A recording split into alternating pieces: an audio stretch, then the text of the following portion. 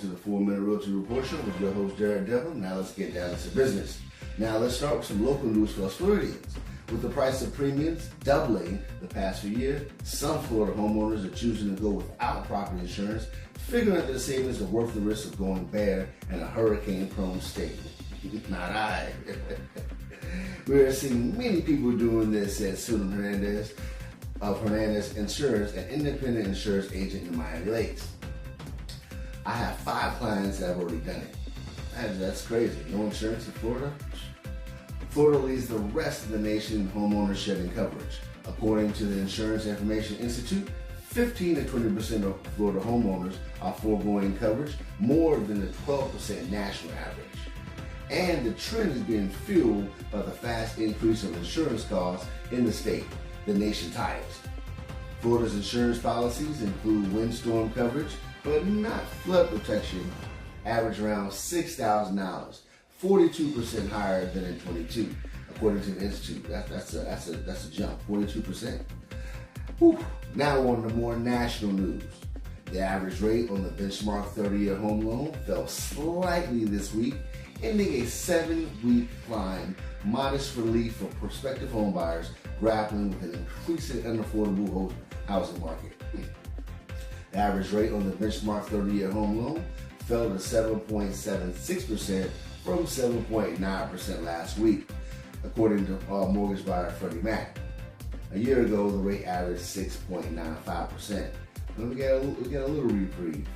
According to Sam Cater, Freddie Mac's chief economist, the 30-year fixed rate mortgage paused to a multi-week climb, but continues to hover under 8%. Mortgage rates have been mostly climbing along with the 10-year Treasury yield, which lenders use as a guide for pricing loans. Investors' expectations for future inflation, global demand for U.S. Treasuries, and what the Fed does with interest rates can influence rates on home loans. Now, for our last story for the night, the Federal Reserve left interest rates unchanged Wednesday, but signaled that future rate hikes are still possible if that's what it takes to curb stubborn inflation. How much more can they do to us, you know? This was the second meeting in a row in which policymakers held rates steady at 5.25% to 5.5%, following an aggressive series of increases over the previous year and a half. Inflation has fallen significantly since hitting a 4-decade high last summer, but prices are still climbing faster than the Fed's target at 2% per year. Now, despite the sharp run-up of borrowing costs, consumers are still spending freely on cars, restaurant meals, and Beyonce concert tickets. The nation's economy grew at an annual pace of 4.9% in July, August, and September, with personal spending driving much of that increase. Now, the Fed noted that the strong pace of growth in announcing its decision, the economy has been remarkably robust despite the fastest pace of interest rate increases in 40 years, said Greg McBride, chief financial analyst at Bankrate. Now, the Fed may feel the need to raise interest rates at some point down the road simply because the underlying economy is doing as well as it is, you know. But for now, though, the Fed is content to play wait and see. That's partly because the effects of the early rate hikes are still being felt. So, you know, policymakers said in the statement that they would consider the lags with which monetary policy affects economic activity and inflation in deciding whether additional rate hikes are necessary.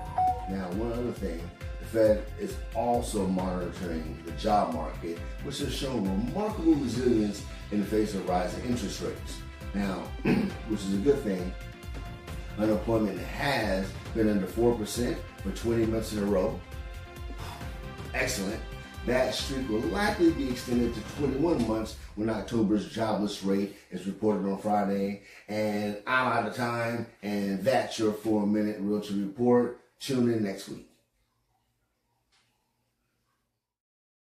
If you saw this video and would like to discuss the market or anything regarding any aspect of real estate, feel free to give me a call so we can have a chat.